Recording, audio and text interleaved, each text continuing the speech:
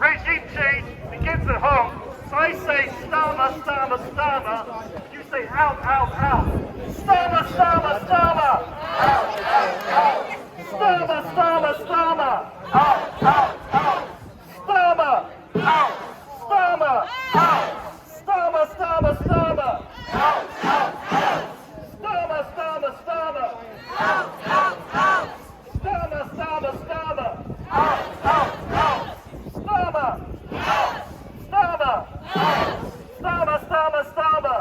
Out, out, out. One. We are the people. Two. We won't be silent. Three. Stop the bombing now, now, now, now. One. We are the people. Two. We won't be silent. Three. Stop the bombing now, now, now, now. One. We are the people. Two. We won't be silent. Three. Stop the bombing now, now, now, now. From the belly of the beast. Hands off the Middle East! From the belly of the beast. Hands off the Middle East! From the belly of the beast. Hands off the Middle East! From Gaza to the front. From Gaza to the front. Stop the bomb! One. We are the people. Two. We won't be silent. Three. Stop the bombing now, now, now, now. Brick by brick. Wall by wall. Israeli apartheid. Has to fall. Brick by brick. Wall by wall. Israeli apartheid. Has to fall! Brick by brick. Wall by wall! Israeli apartheid. Has to fall! Brick by brick. Wall by wall! Israeli apartheid. Has to fall! Okay, Cardiff. We're out in big numbers today, so we have to be extra loud. And the reason why is because the Middle East and the world is on fire. We've just seen hundreds of Iranians murdered by the Zionist regime backed by the imperialist USA. As we've seen, Gaza still being murdered, the people in Gaza being starved, aid having drugs put into it. This is the level of barbarity that the Israeli regime represents. It is not a civil regime, it is a Zionist settler colonial regime that has no place in the Middle East. And it's urgent times. It's urgent times for us all to be out. All out for Gaza, hands off Iran. They say they stopped bombing Iran, but we know that this fight, I'll be frank, is not just for Palestine, it's for the whole region. Because we know that Israel's plan is not only to destroy Palestine, but it's to annex part of Syria. Free, free! Palestine! Free, free! Palestine! Free, free!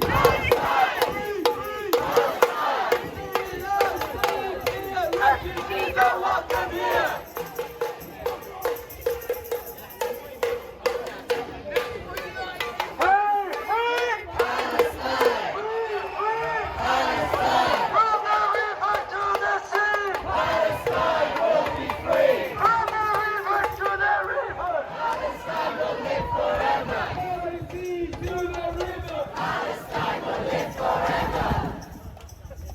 Okay, as we were saying, let's not be mistaken. The world is on our side. History is on our side. They may have the media, BBC not reporting what's going on, The Guardian, CNN, etc. They might have the governments with the Western governments cozying up to Israel, but they do not have the people. Millions of people every day are out on the streets. And we have to remember that this is part of the imperialist plan. They want to annex more of Syria. They want to normalize ties in Israel and Syria. They want to corner Hezbollah in the south of Lebanon and bomb the people of Lebanon without any accountability. They want to create a greater Israel, and they have the West backing. And they want to annex Cyprus. And they want to annex Cyprus as well now, people have seen reports. But this cannot happen if the people rise up. And this means not just the people here, but it means the people in the Middle East. But we need to give them solidarity. We need to rise with them. We need to ensure that our government is the main enemy. The state we are in is our main enemy. The imperialists at home is our main enemy. We have to stop the arms manufacturers from sending weapons. We have to stop Keir Starmer using budget to kill disabled people, to murder and create more disabled people in Palestine. We have to take every action possible. We have to oppose the prescription of Palestine action. We have to oppose the criminalisation of our own community member and protester, Corbina Devonish, who's being charged for terrorism for a speech that she made in Cardiff. We have to fight on all of these fronts. To do anything less is to let the Palestinians down. And we've said it before and we'll say it again.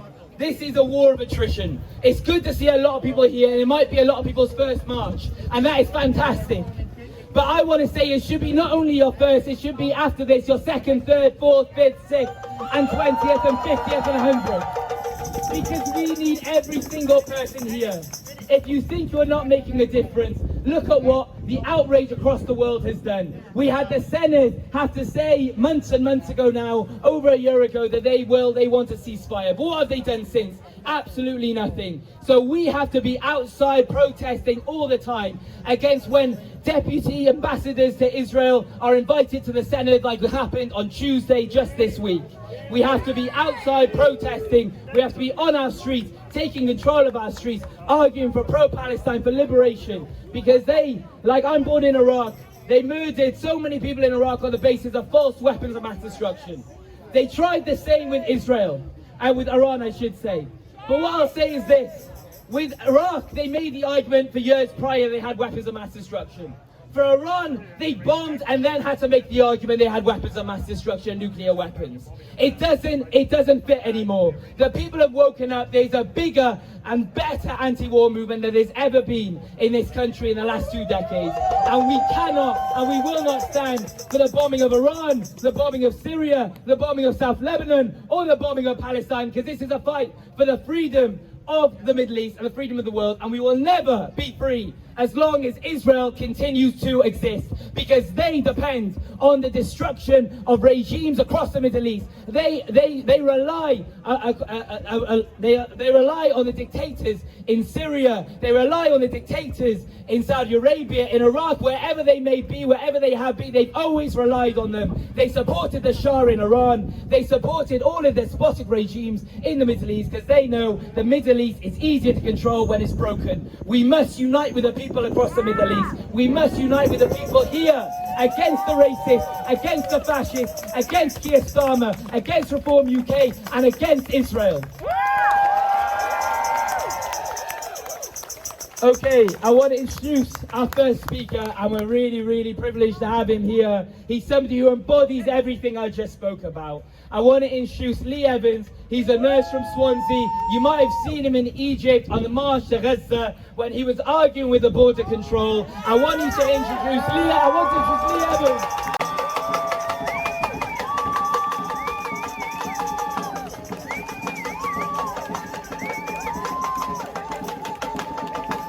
Thank you very much. I really wasn't expecting to be famous. I don't quite know how to deal with it.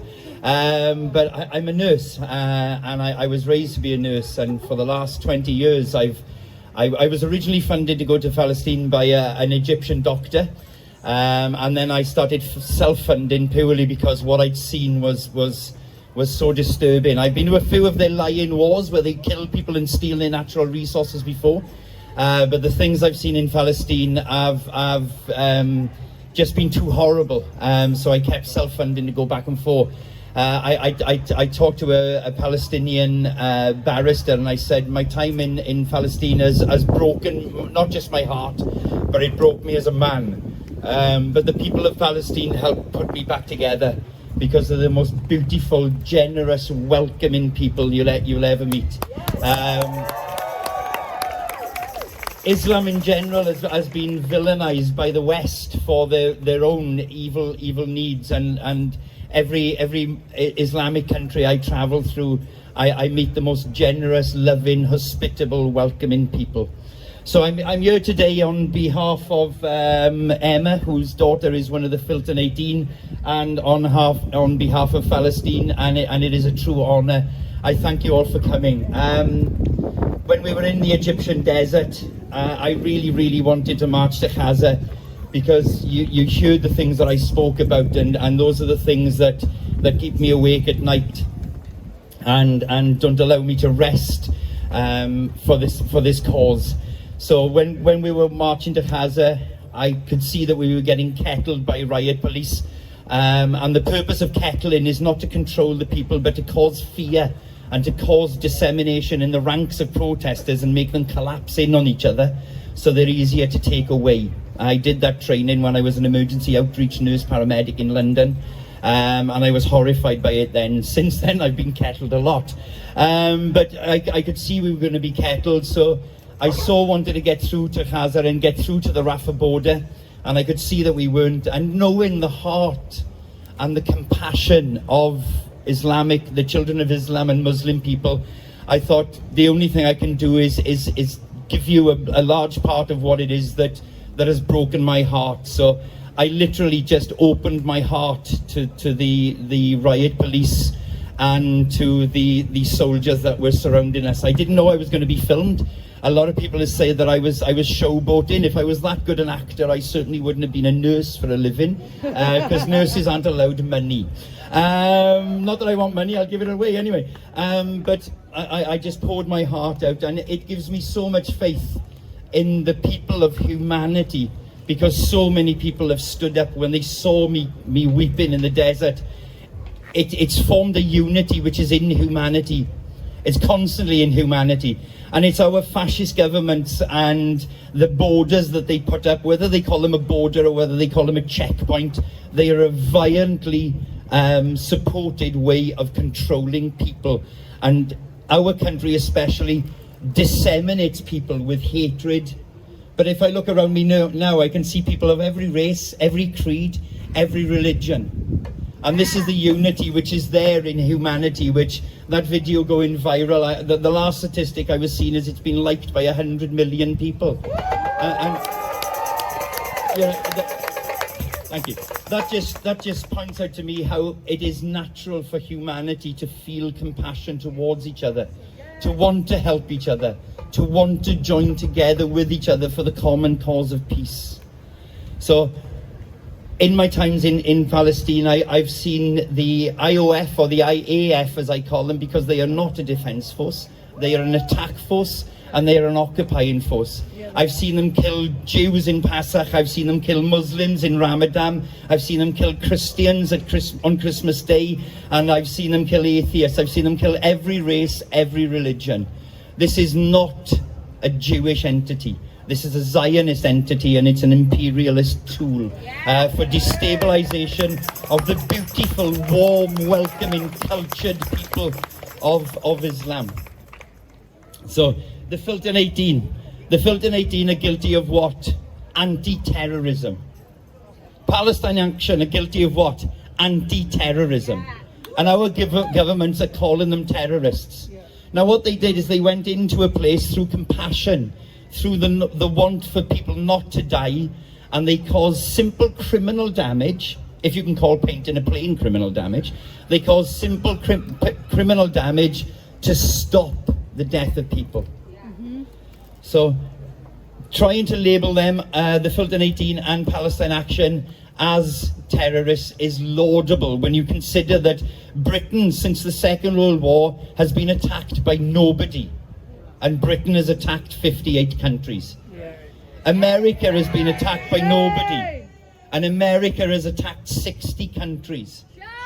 Shame, absolute shame. And then they're trying to label Iran as being a terrorist country. Iran hasn't attacked another country for 200 years.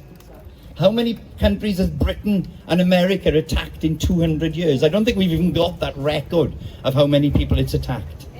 Shame.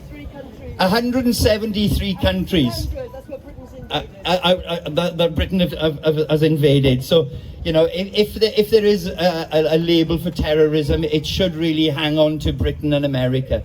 Because the destruction I've seen them facilitate, you know. The gentleman who introduced me, I believe he said he was born in Iran, you know. In Iraq, I was in Iraq in 2004 with a Christian aid charity who paid me to go, although I'm an anarchist and an atheist.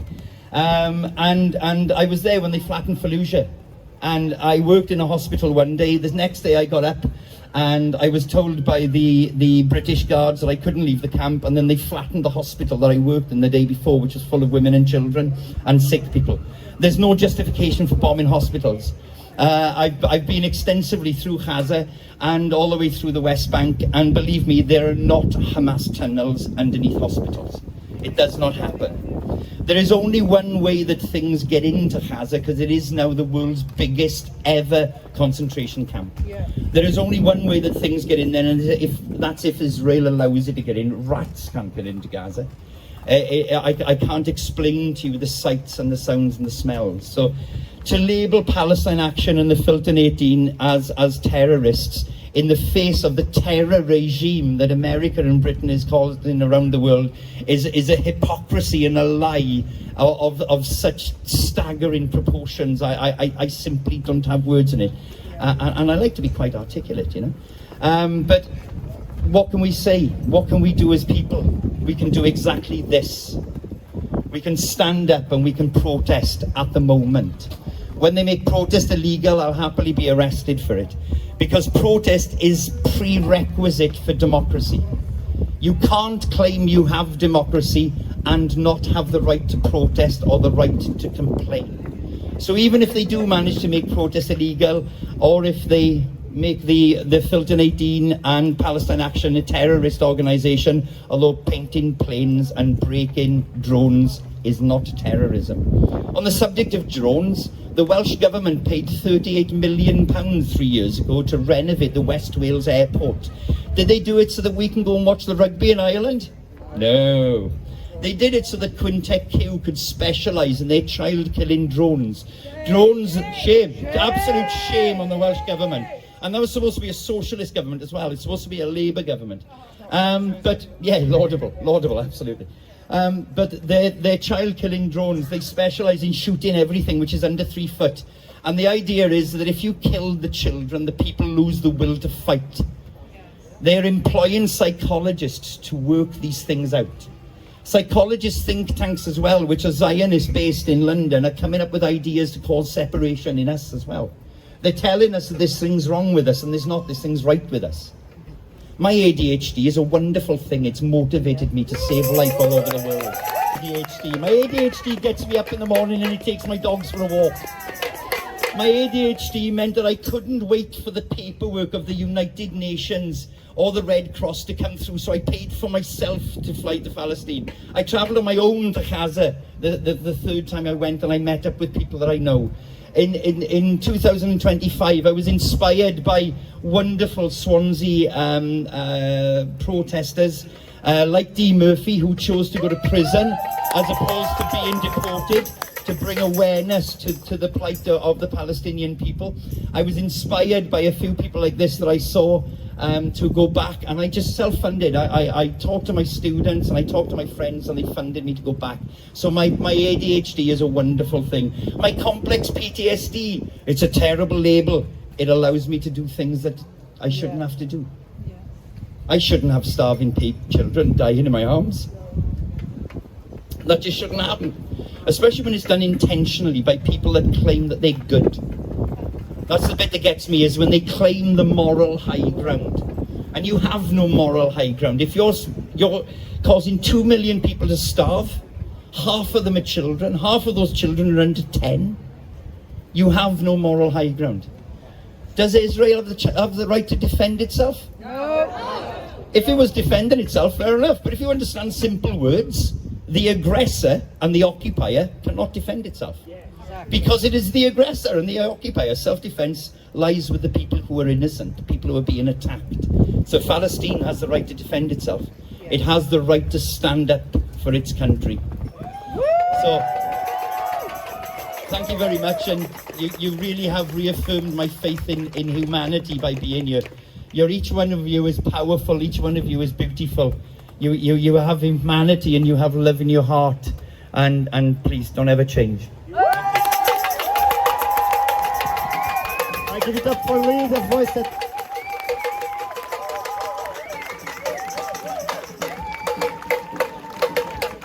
Give it up for Lee, the voice that was heard around the world. Sorry. And like he said, we all have a responsibility to fight against this imperialist war machine, against the machine that uses our money, uses our pensions, uses our work to fund the bombing of innocent people and of Palestinians and of the working people of Iran. So we are not going to stop we are not going to have any more speeches here. We are going to march. We are going to have more speeches, but we are going to show the people of Cardiff that the solidarity with Palestine is live and clear. It's loud and clear in Cardiff and Wales and around the world. Can I have the banners and the flags at the front of the demonstration? Free, free, Palestine! free, free, Palestine! from the river to the sea.